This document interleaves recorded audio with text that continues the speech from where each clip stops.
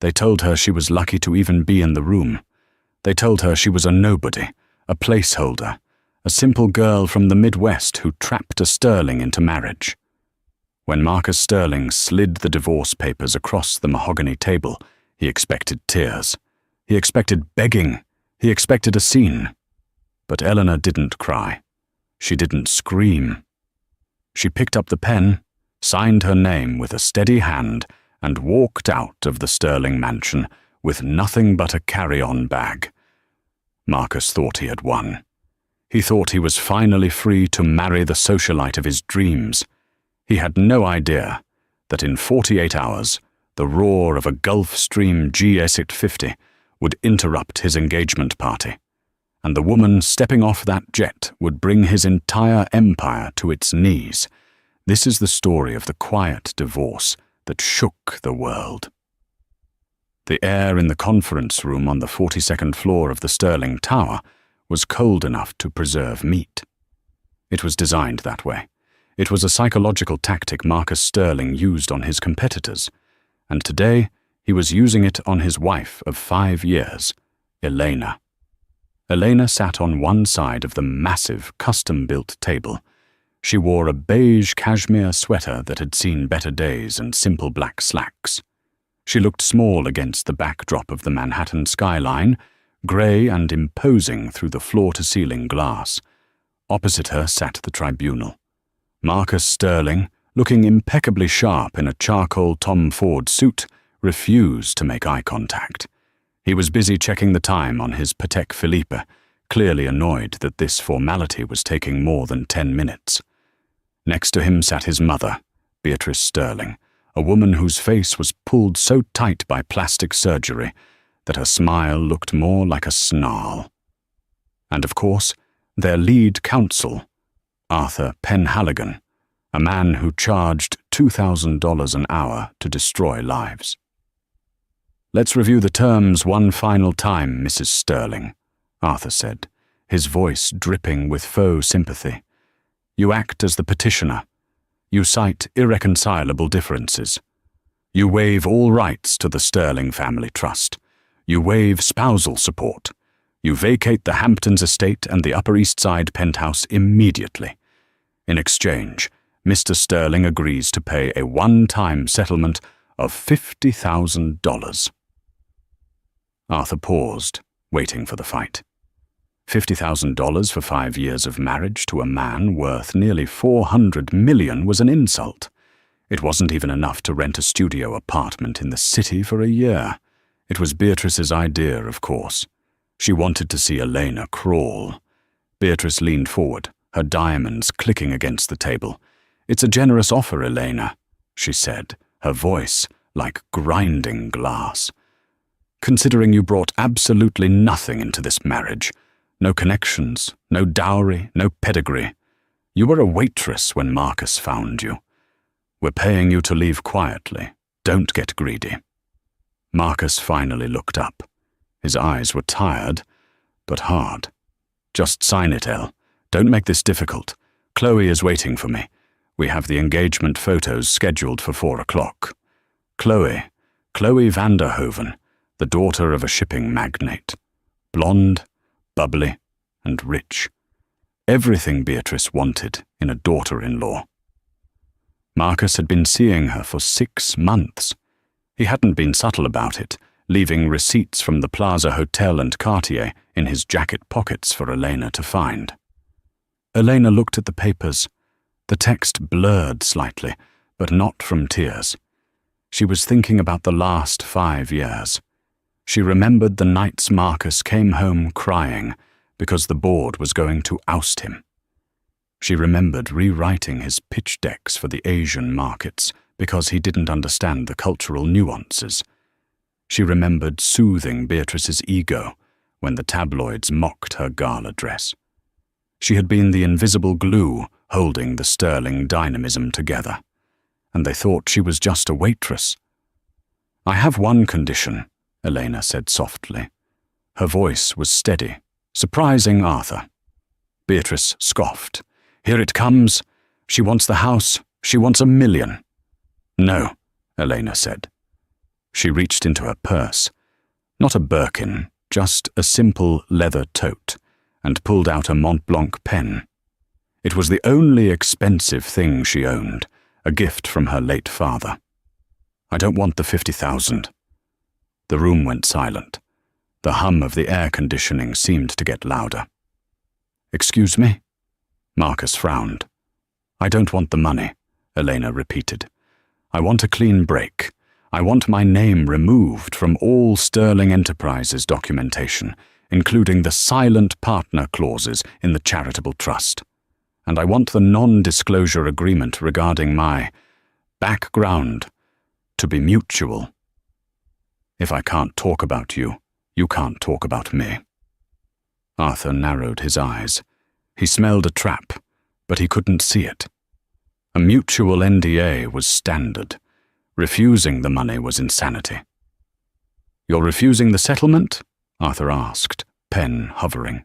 "I don't need your money, Marcus," Elena said, looking directly at her husband. "I just want out."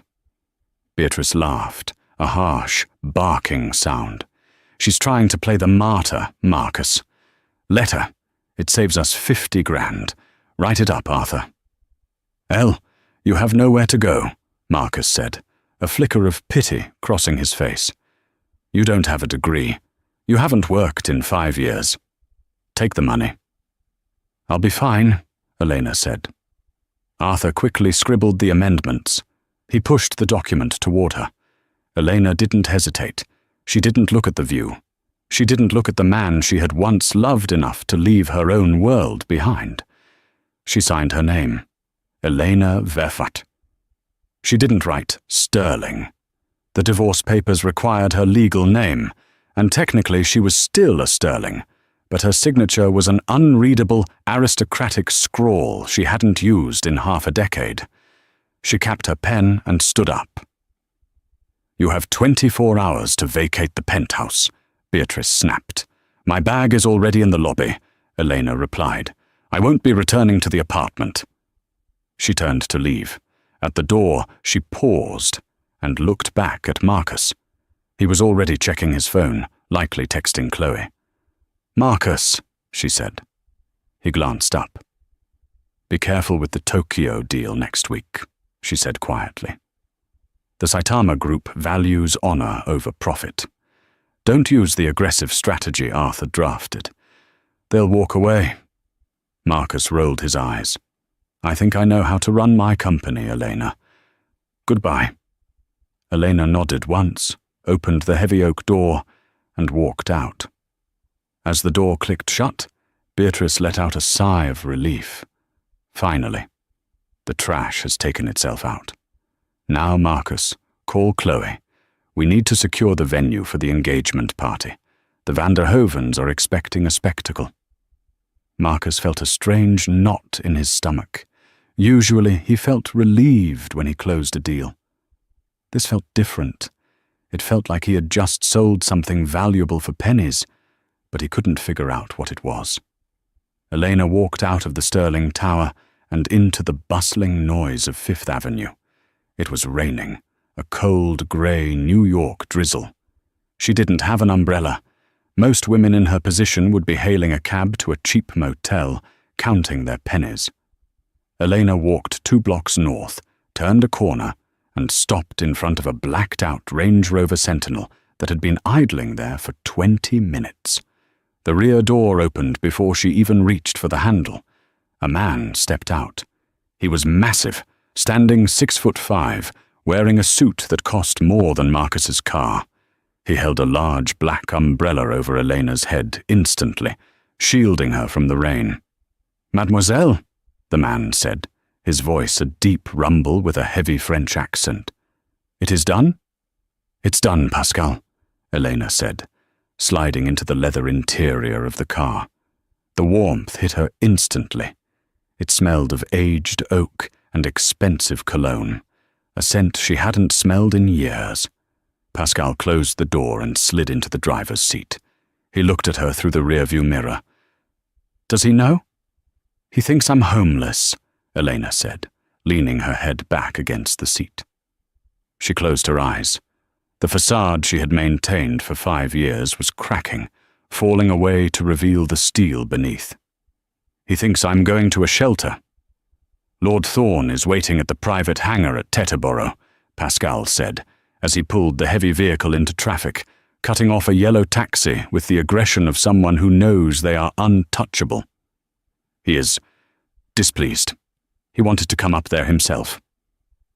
If Julian had gone up there, he would have thrown Marcus out the window, Elena said, a small, tired smile playing on her lips. I needed to do this myself. I needed to see if Marcus had any redemption left in him, if he had just shown 1 ounce of kindness.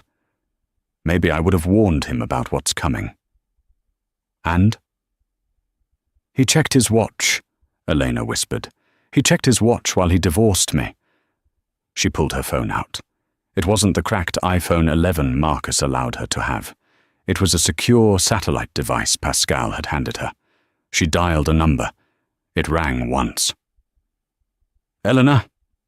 The voice on the other end was sharp, commanding, and distinctly British.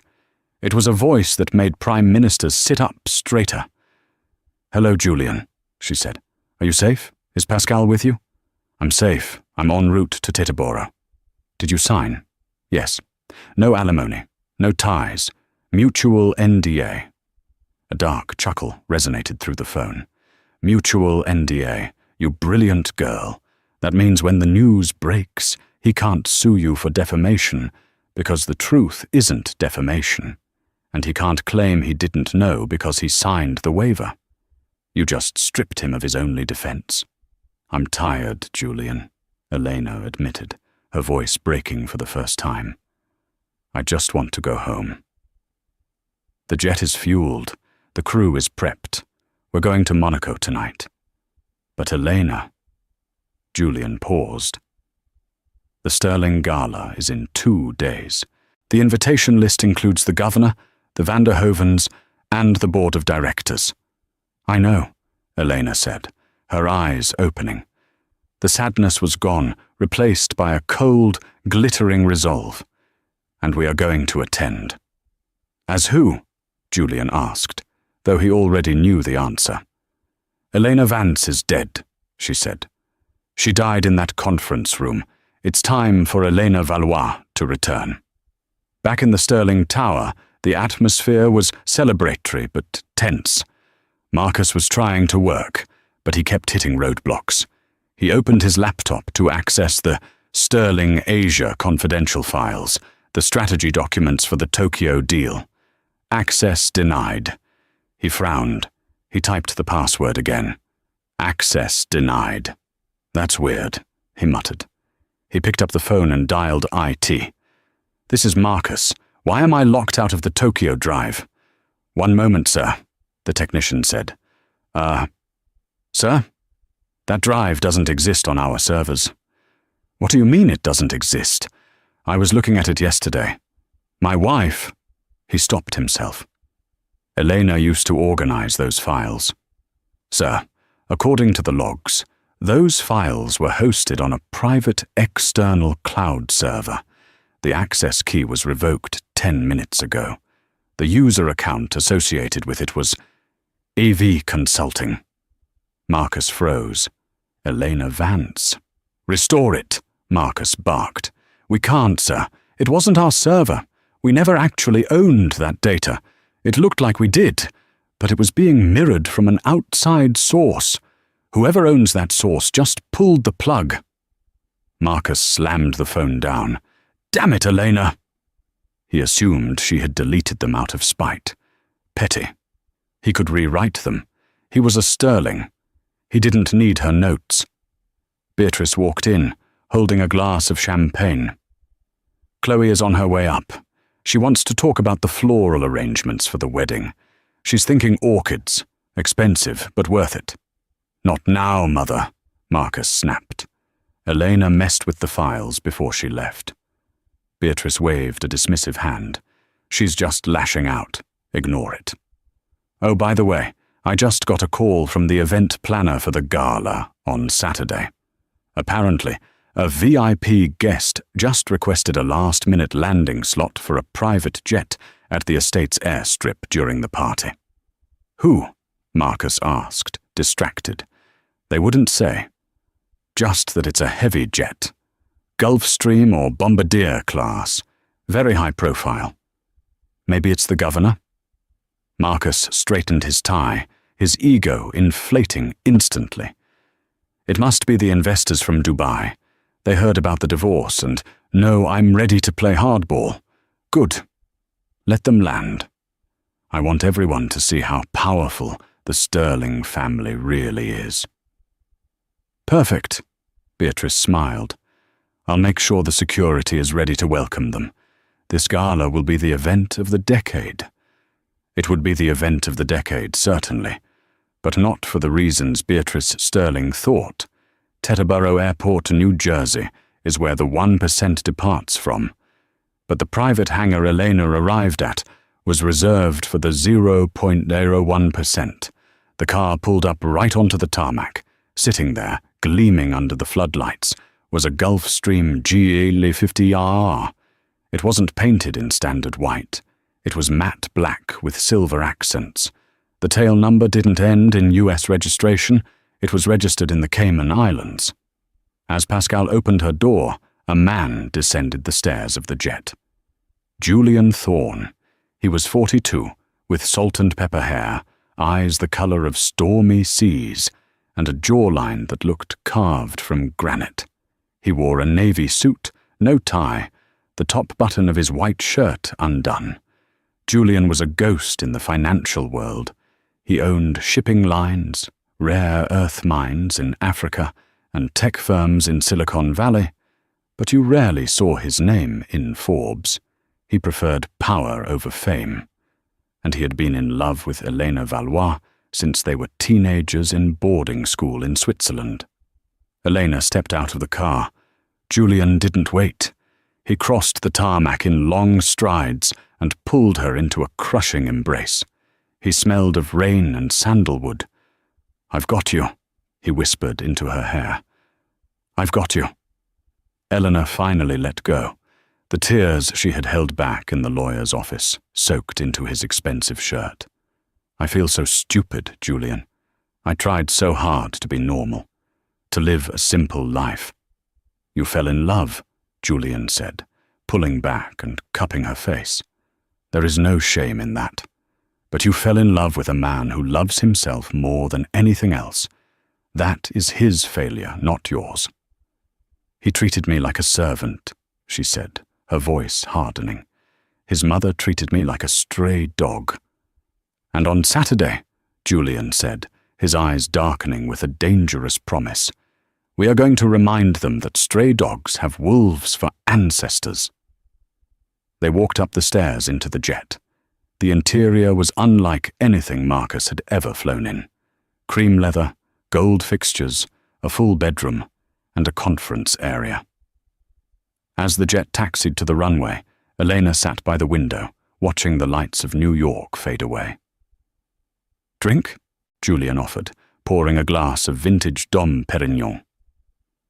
"Julian," Elena said, ignoring the champagne, "the Tokyo deal. Marcus is going to ruin it." "Let him," Julian said, sitting across from her. "No, you don't understand. If the deal falls through, 3,000 workers in the manufacturing plant in Ohio lose their jobs. Marcus leveraged the pension fund to finance the acquisition. If he fails, he doesn't just lose money. Innocent people lose everything." Julian studied her. Even now, after everything Marcus did, she was worrying about the factory workers. This was why she was the rightful head of the Valois dynasty. "So, what do you want to do?" Julian asked. "I want to buy the debt," Elena said. Julian raised an eyebrow. "You want to buy Sterling Enterprises' debt?" "I want to buy the loan Marcus took out for the Tokyo deal. I want to own the note. When he defaults, and he will default without my strategy, I want to be the one holding the leash." Julian smiled. It was a predatory smile. "That will cost you about $300 million. Eleanor reached into a tote bag and pulled out a small velvet pouch. She tipped it over. A ring slid onto the table. It wasn't a wedding ring. It was a signet ring, heavy gold, bearing the crest of a phoenix rising from flames, the Valois crest. "My trust fund unlocks the moment I am divorced," Elena said. "I have access to the family liquidity as of—" She checked her watch. 10 minutes ago. Julian laughed, a genuine, hearty sound. "God, I missed you. Keep your money. I'll buy the debt through a shell company tomorrow morning. Consider it a welcome-back present." "Thank you," she said. "Now," Julian leaned forward, "let's talk about Saturday. The gala. You need a dress. And not just any dress. You need a weapon." Eleanor smiled for the first time in months. A real smile. "I already called Versace. Donatella is meeting us in Monaco." The morning sun over the French Riviera hit the terrace of the Villa Leopolda like a spotlight.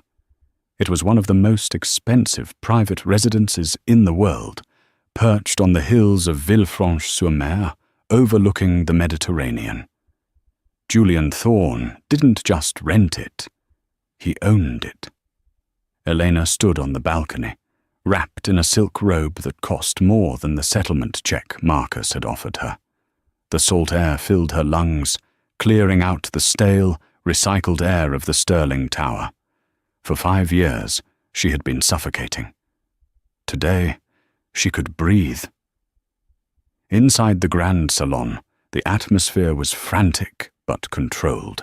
Racks of clothing lined the walls, Chanel, Dior, McQueen.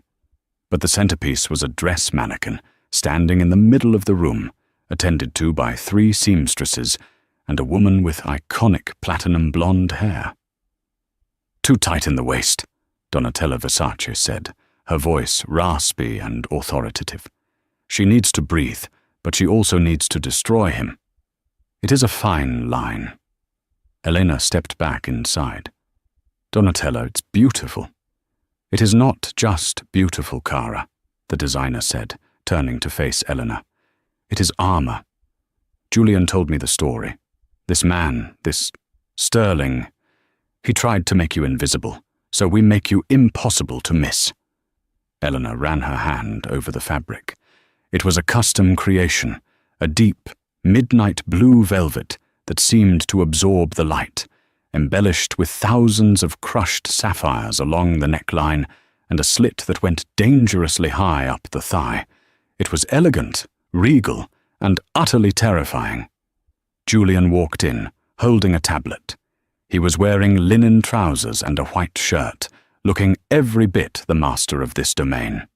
"The debt acquisition is complete," Julian announced calmly. Elena turned, her eyes wide. "Already?" "It was remarkably easy," Julian said, pouring himself an espresso. "Marcus financed the Tokyo expansion through a high-risk mezzanine loan from a private equity firm in Zurich. The firm was nervous about the rumors of his divorce. They know you were the brains behind the operation. When my shell company, Phoenix Holdings, offered to buy the debt at par value, they practically threw the papers at me." "So, you own him," Elena said, the realization settling in. "Technically, we own him," Julian corrected. "I put the holding company in your name, Elena. You are the creditor. If Marcus misses a single covenant requirement, which he will because he doesn't read the fine print, you have the right to call the loan immediately. That's $300 million due within 24 hours. "He doesn't have the liquidity," Elena whispered. "He spent it all on the Hamptons renovation and the ring for Chloe." "Exactly," Julian smiled. "He would have to liquidate his personal assets, the penthouse, the yacht, the company shares. You hold the axe, Elena. You just have to decide when to swing it." Elena looked at the dress, then at Julian. For years she had felt powerless. Marcus held the credit cards, the house keys, the social calendar. He had made her feel like a guest in her own life. Now, she held the deed to his entire existence. "Not yet," Elena said, her voice steel. "If I call the loan now, it's just business. He'll spin it. He'll say he was a victim of a hostile takeover. I want him to know it was personal. I want him to look me in the eye when his world crumbles." "Then we stick to the plan for the gala," Julian said. "We arrive. We disrupt. We make him panic. And when he makes a mistake, you strike." Later that evening, Elena sat before a vanity mirror while a stylist worked on her hair. She had cut it. The long, sensible brown waves Marcus liked, because they made her look maternal, were gone. Her hair was now a sharp, angled bob, dyed a rich, dark espresso colour. It highlighted her cheekbones and her eyes. She applied a coat of blood-red lipstick. Julian appeared in the doorway, dressed in a tuxedo that fit him like a second skin. He paused, staring at her. "You look like a queen," he said softly. "I feel like one," Elena replied. She stood up, the midnight blue dress cascading around her. She picked up a necklace from the velvet tray, a choker of diamonds and sapphires that had once belonged to her grandmother, the Countess of Valois. She hadn't worn it since her father's funeral. "Pascal has the jet ready," Julian said, offering her his arm. "It's a 7-hour flight to New York. We land right as the speeches begin." Elena took his arm. Her hand was steady. "Let's go crash a wedding," she said. The Sterling estate in the Hamptons was designed to intimidate.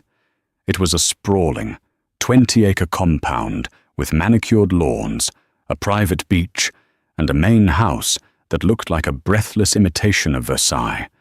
Tonight, it was lit up like a carnival. 300 guests milled about the lawn. It was the who's who of New York society. Senators, tech moguls, old money families, and eager social climbers. White tents were erected to shield the guests from the wind, filled with towers of seafood, fountains of champagne, and thousands of white orchids, Chloe's demand. Marcus stood near the stage, swirling his scotch. He was already on his third. He should have been happy. He was free. He was rich. He was marrying a Van der Hoven. But he felt a nagging sense of dread. "Smile, darling," Chloe chirped, appearing at his side. She was wearing a pink, ruffled dress that looked like a confectionery explosion. It was loud, expensive, and lacked any subtlety. "The photographer from Vogue is here. We need to look happy." "I am happy," Marcus lied, forcing a grin. "Did you hear?" Chloe whispered loudly. "Arthur told me Elena actually signed the papers. No fight. I told you she was weak. She probably went back to whatever trailer park she crawled out of." Marcus flinched. "She didn't crawl out of a trailer park, Chloe. Oh, stop defending her. She's history. Tonight is about us."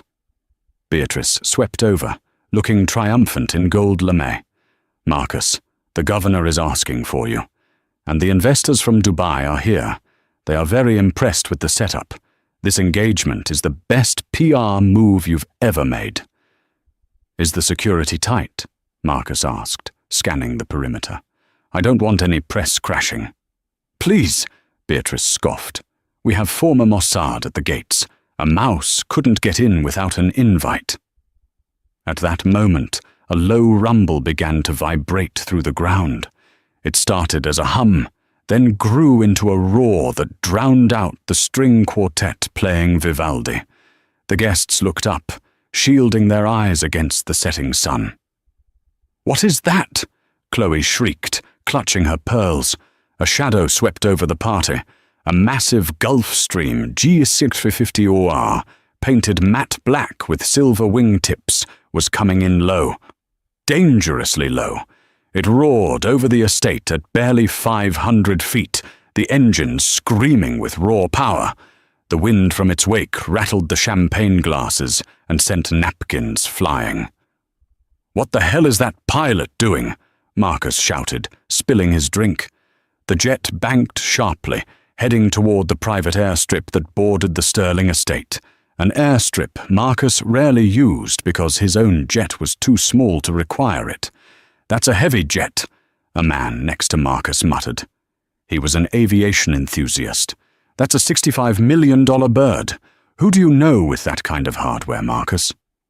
Marcus didn't answer. He watched as the jet touched down on the private strip, a mile away, but clearly visible across the flat expanse of the lawn. The party had stopped. The speeches were forgotten. All eyes were on the sleek, black machine, taxiing to a halt at the edge of the property, right where the private access road met the party grounds. "Ignore it," Beatrice commanded, trying to regain control. "Probably just a rude late arrival. Orchestra, keep playing." But nobody was listening to the orchestra. A convoy of 3 black SUVs, which had been waiting at the perimeter, raced toward the jet. The stairs of the plane lowered. A few moments later, the SUVs drove back toward the party entrance. The security guards at the gate stepped forward to stop them, but the lead SUV didn't slow down. The window rolled down and a badge was flashed.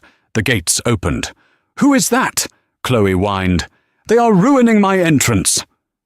The SUVs pulled up right to the edge of the red carpet. The music died down completely. The silence was heavy, filled only with the sound of the ocean and the idling engines. The driver of the lead car stepped out. Pascal. He looked even more imposing in a tuxedo. He walked around to the rear passenger door and opened it. First, a cane emerged, a sleek black cane with a silver handle shaped like a wolf's head. Then, Julian Thorne stepped out. A collective gasp rippled through the crowd. Julian was a legend, a myth. He never attended social events. He was the man who ate competitors for breakfast. "Is that Julian Thorne?" the governor whispered to his aide. "I've been trying to get a meeting with him for 2 years." Julian stood by the door and held out his hand. A woman's leg appeared. A stiletto heel clicked onto the pavement. Elena rose from the car. The silence broke. 100 whispers erupted at once. "Is that— No, it can't be. Look at that dress. Is that Elena Sterling?" She stood tall, the midnight blue velvet hugging her curves, the sapphires catching the floodlights like stars. Her dark bob was sharp, her red lips curved in a mysterious, unbothered smile. She didn't look like the woman who had organized charity bake sales. She looked like a deity of vengeance. Marcus felt the blood drain from his face. He dropped his glass. It shattered on the stone patio, but the sound was lost in the commotion. "Elena?" he choked out. Beatrice marched forward, her face turning a violent shade of red. "This is a private event. Security, remove this trespasser." 2 security guards hesitated, then stepped toward Elena. Pascal stepped in front of them, crossing his massive arms. He didn't say a word. He just stared. The guards stopped, sensing that moving forward would result in immediate bodily harm. Elena gently placed a hand on Pascal's arm to lower it. She looked past the guards, past Beatrice, locking eyes directly with Marcus. "Beatrice," Elena said, her voice projecting clearly across the silent lawn. "There is no need for a scene. We aren't crashing." She reached into a small, diamond-encrusted clutch and pulled out a thick, cream-colored envelope. "We received an invitation," she said, holding it up, "addressed to the occupant of the penthouse. Since the deed to the penthouse hasn't technically cleared the county clerk's office until Monday. I believe that is still me." It was a technicality, a loophole. Beatrice had sent mass invites to all their properties for the staff to distribute, never thinking Eleanor would get one. Julian stepped up beside her, placing a possessive hand on the small of her back. He looked at the crowd, his eyes cold and amused. "Good evening," Julian said, his voice smooth and rich. "I hope we aren't late. Elena was insisting we stop in Monaco to pick up something suitable to wear." You know how she is about standards. The governor pushed past Marcus. Julian Thorne. My goodness, what a surprise. Governor. Julian nodded, shaking the man's hand, but keeping his focus on Eleanor. Have you met my partner? I believe you know Elena, but perhaps not this version of her. The crowd parted as Elena and Julian walked up the red carpet. They didn't walk like guests. They walked like they owned the ground beneath their feet. Marcus stood frozen. Chloe was tugging at his arm, hissing, "Do something! She's wearing Versace! That's my designer!" Elena stopped 3 feet from Marcus. She smelled of expensive perfume and ozone. She looked him up and down, her expression one of mild amusement, as if looking at a child who had spilled milk. "Hello, Marcus," she said. "Lovely party. The orchids are a bit excessive, don't you think? But then again, subtlety was never your strong suit." "What are you doing here?" Marcus hissed, his voice trembling. "I paid you to leave." Elena leaned in close, so only he could hear. "You paid Elena Vance to leave, Marcus. She's gone. You're dealing with Elena Valois now, and you really should have checked who bought your Tokyo debt this morning." She pulled back, winked, and walked past him toward the bar, Julian at her side. Marcus felt his phone vibrate in his pocket. He pulled it out with shaking hands. It was a text from his CFO. "Alert. Change of ownership in the mezzanine loan. New creditor is Phoenix Holdings. They just flagged a covenant breach. They are calling the full amount, $300 method, due tomorrow." Marcus looked up at Elena, who was laughing at something the governor said, a glass of champagne in her hand. The trap hadn't just sprung. It had snapped his neck. The engagement party had transformed from a coronation into a wake. The string quartet was still playing a cheerful waltz, but the tension on the lawn was thick enough to choke on. Marcus Sterling stood near the ice sculpture of a swan, his phone clutching his ear like a lifeline.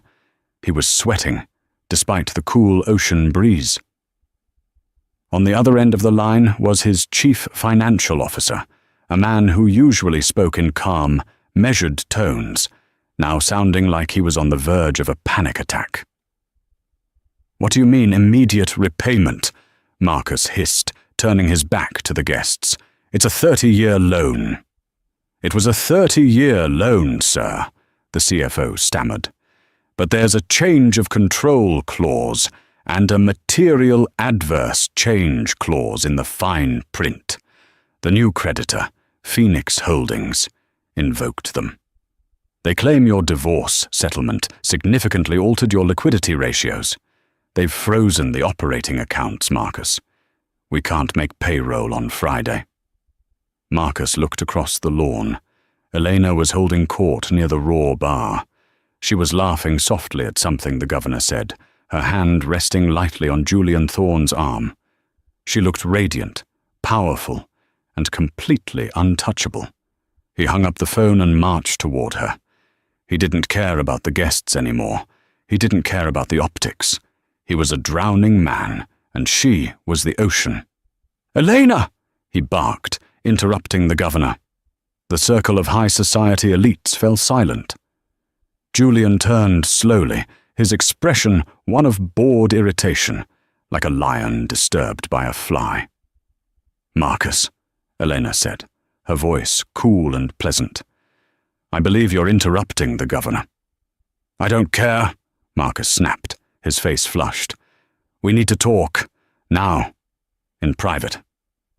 "I have nothing to say to you in private, Marcus," Elena replied, taking a sip of her champagne. "My lawyer, Arthur, made that very clear. Or rather, your lawyer did." "You bought the debt," Marcus accused, his voice rising. "You used some shell company to buy the Tokyo loan. That's insider trading. That's fraud." "Actually," Julian interjected smoothly, "it's perfectly legal distressed asset acquisition. Elena simply saw a bad investment and decided to correct it." "You're trying to bankrupt me," Marcus shouted. The music stopped. Every head turned. Chloe van der Hoven, sensing the shift in power, took a subtle step away from her fiancé. Elena handed her glass to a passing waiter. She stepped forward, the midnight blue velvet of her dress swirling around her legs. She didn't look up at Marcus. She looked through him. "I am not trying to bankrupt you, Marcus. You did that yourself," she said, her voice carrying across the silent crowd. "You leveraged the company to the hilt to buy a yacht you didn't need and a ring for a woman who doesn't love you. You fired the 3 most senior engineers in the Ohio plant to cut costs, ruining the product quality. You ignored the cultural protocols of the Saitama Group, insulting them to their faces." She paused, her eyes flashing. "I didn't buy the debt to destroy the company. I bought it to save it from you." Beatrice Sterling pushed through the crowd, her face a mask of fury. "How dare you, you ungrateful little gutter rat! After everything we gave you, security, get her out of here." She raised her hand to strike Elena. It was a desperate, classless move, but the hand never connected. Pascal moved faster than a man his size should be able to. He caught Beatrice's wrist in midair, holding it with a grip of iron. He didn't squeeze, but he didn't let go. "I would not recommend that, madam," Pascal rumbled. Elena looked at her former mother-in-law with pity. "Let her go, Pascal. She's not a threat. She's just a relic." Pascal released Beatrice, who stumbled back, gasping in indignation. Elena turned back to Marcus. "Here is the situation, Marcus. Phoenix Holdings officially owns the note. You have defaulted. As of tomorrow morning, I am exercising my right to convert the debt into equity." Marcus's eyes widened in horror. "Equity? You can't—" "Read the contract," Elena said. "In the event of a default, the creditor has the option to seize controlling shares equivalent to the debt value. Since you owe $300 million and the company's stock has plummeted 20% since news of your erratic behavior leaked, that gives me 51%. The math hit him like a physical blow. 51%. "You're taking my company," he whispered. "I'm taking my company," Elena corrected. "The company I built while you were playing golf. The company I saved while you were cheating." She turned to the crowd. "I apologize for the disruption, everyone. Please enjoy the party. I believe the bar is still open, though I can't promise the host can pay the tab." She turned to leave, Julian guiding her. But the final knife twist came from Chloe. The blonde socialite looked at Marcus, then at the frantic text messages on her own phone from her father, warning her to distance herself from the Sterling crash. "Marcus," Chloe said, her voice shrill. "Is this true? Are you broke?" "Chloe, it's just a setback. I can fix it," Marcus pleaded, reaching for her. "Don't touch me," she recoiled. She pulled the massive diamond ring off her finger, the ring bought with the company's liquidity, and threw it at his chest. "I am not marrying a failure. My father warned me about you." Chloe stormed off toward the valet stand. Marcus stood alone in the center of the lawn. His mother was weeping. His fiancée was gone. His company was gone. And the woman he had discarded like trash was walking toward a $65 million jet, hand in hand with a better man. Elena didn't look back. She didn't need to. The morning edition of the Wall Street Journal sat in the center of the glass conference table. The headline was bold, unforgiving, and impossible to ignore. The silent coup, how socialite Elena Valois toppled the Sterling Empire in 21 days. The article detailed everything. It tracked the secret acquisition of the Tokyo debt. It analyzed the change of control clauses that had triggered the default. It even had a sidebar speculating on the romance between the mysterious heiress and the reclusive billionaire Julian Thorne. But inside the boardroom on the 42nd floor of the Sterling Tower, the mood wasn't sensational. It was funereal. Marcus Sterling sat at the far end of the table. 3 weeks ago, he had been the king of New York. He had a fiancée, a 9-figure net worth, and a mother who controlled the social registry. Today, he was alone. He looked terrible. The charcoal Tom Ford suit he wore was the same one he'd worn yesterday. His tie was loosened, his eyes rimmed with red. He hadn't slept since the night of the gala. His phone, usually buzzing with deal offers and party invites, had been silent for days, except for calls from creditors. Beatrice, his mother, had fled to her sister's villa in Tuscany the moment the credit card stopped working, leaving Marcus to face the firing squad alone. The heavy oak doors opened. The atmosphere in the room shifted instantly. The air, previously stale and heavy with defeat, seemed to charge with electricity. Eleanor walked in. She wasn't wearing the soft beige sweaters of her marriage. She was wearing a structured white power suit by Alexander McQueen, tailored to razor-sharp perfection. Her dark hair was slicked back, revealing the diamond studs in her ears. She didn't look like a woman who had been divorced. She looked like a CEO who had just finished a merger. To her right walked Julian Thorne. He wore a navy suit, unbuttoned at the collar, radiating a calm, predatory confidence. To her left walked Arthur Penhaligon. Marcus flinched when he saw Arthur, his own lawyer, the man who had drafted the insulting $50,000 settlement. "Arthur?" Marcus croaked, his voice cracking. "You're representing her?" Arthur didn't even look at Marcus. He pulled out a chair for Eleanor. "I represent the majority shareholder, Marcus. My allegiance is to the company, and as of 8 a.m. this morning, that is Ms. Valois." Eleanor sat at the head of the table, Marcus's old seat.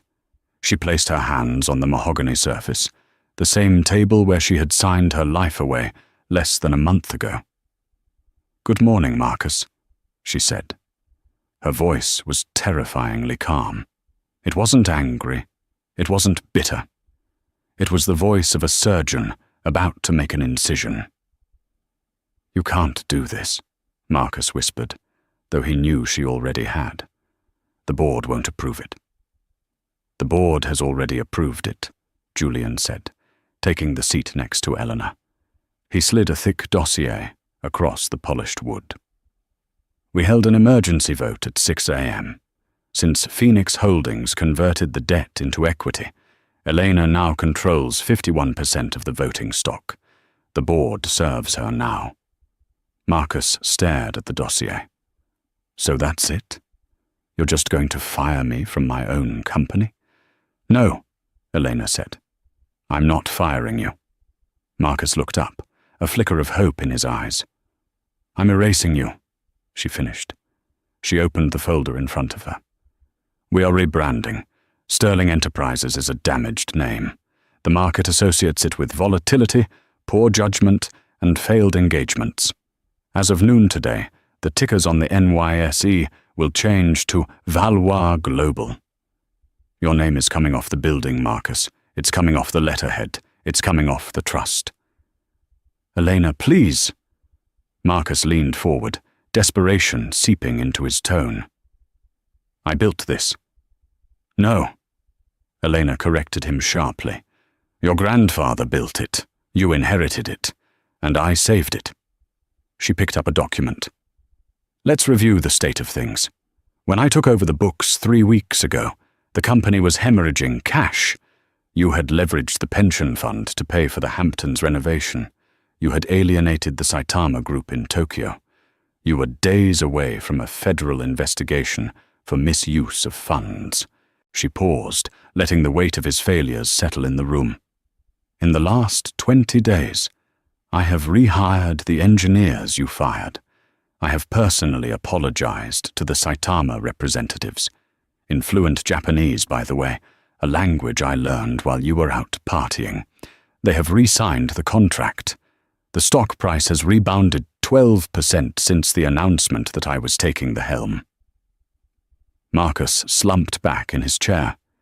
He looked small.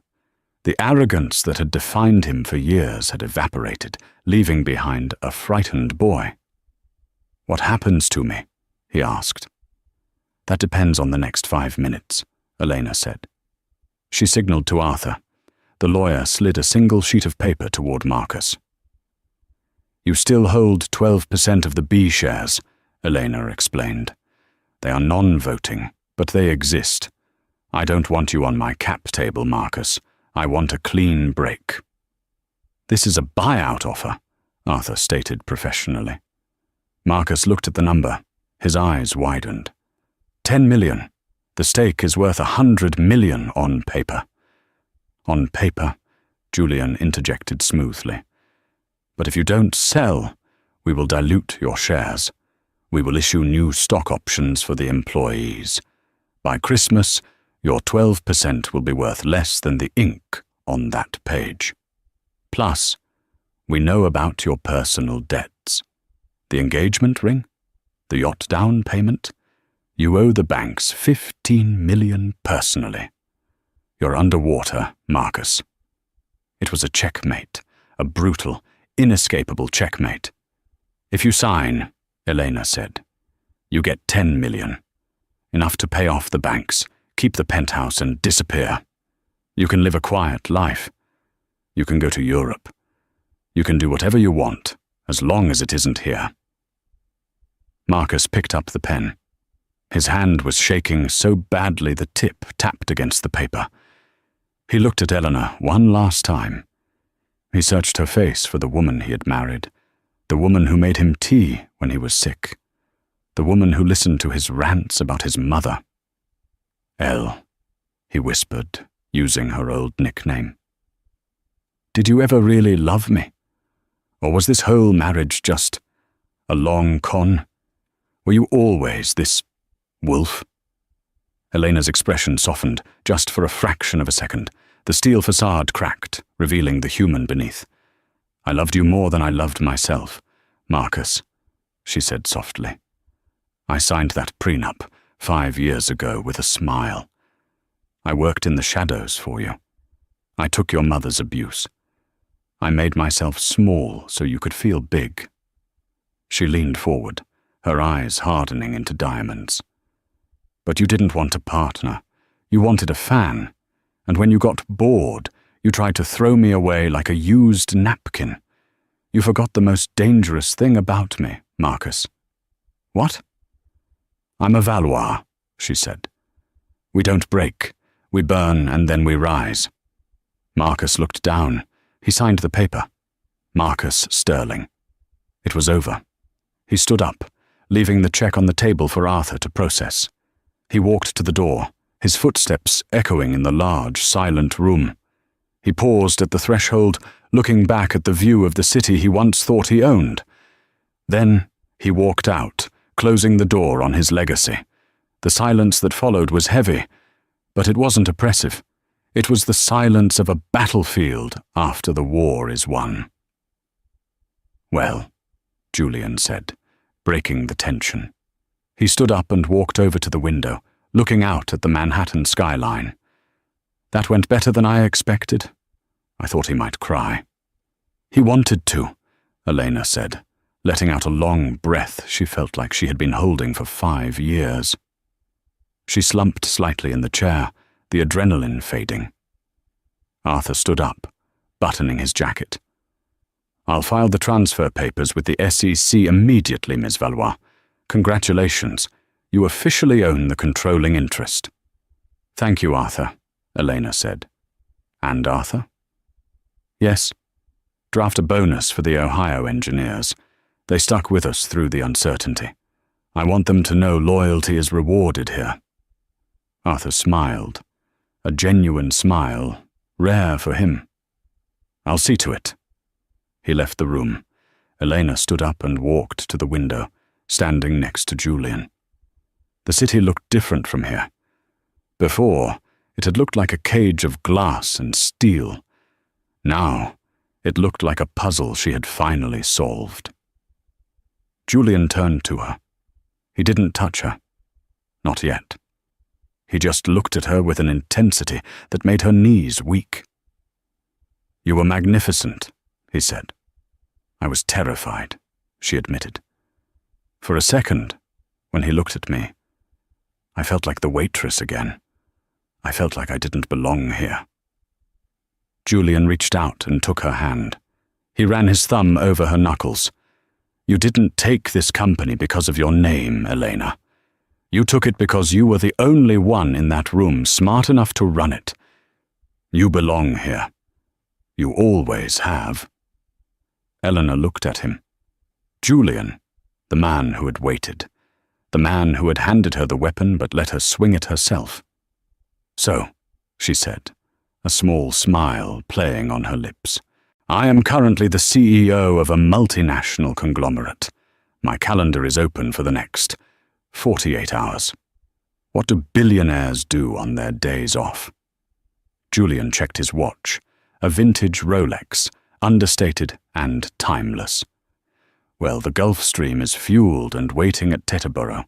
The flight plan is filed for the Amalfi Coast. I believe the Hotel Le Sirenuse in Positano has the best terrace for watching the sunset. And I promised you a real honeymoon." "A honeymoon?" Elena raised an eyebrow. "We aren't married, Julian." Julian reached into his pocket. He didn't pull out a ring box. Not yet. That was for Positano. Instead, he pulled out 2 passports. "Not yet," he smiled. "But a man can dream. Shall we?" Elena took the passport. She looked around the boardroom one last time. She saw the ghost of the girl she used to be, sitting in the corner, scared and silent. She mentally waved goodbye to her. "Let's go," she said. They walked out of the office, hand in hand. They walked past the reception desk where a maintenance worker was already unscrewing the brass letters of Sterling Enterprises from the wall. Elena didn't look back. She walked into the elevator, the doors closing on her past, and hit the button for the lobby. The descent wasn't a fall. It was a launch. As they stepped out onto the busy street of Fifth Avenue, the paparazzi were waiting. Cameras flashed. Questions were shouted. "Elena! Elena! Is it true you own the company? Mr. Thorne, are you two together? What did you say to Marcus?" Elena stopped. She put on her sunglasses. She looked at the camera, flashed a mysterious, triumphant smile that would grace the cover of magazines for months to come, and stepped into the waiting car. She had signed the divorce quietly, but she had made her return louder than thunder. And that, my friends, is how Elena Valois turned a signature on a divorce paper into the ultimate checkmate. She proved that silence isn't weakness, it's preparation. Marcus Sterling thought he was discarding a broken woman, but he was actually releasing a titan who would return to conquer his empire. This story reminds us that your value isn't defined by how others treat you, but by what you know you are worth. Marcus bet against her, but he forgot the golden rule. Never underestimate the person who helped you build your throne.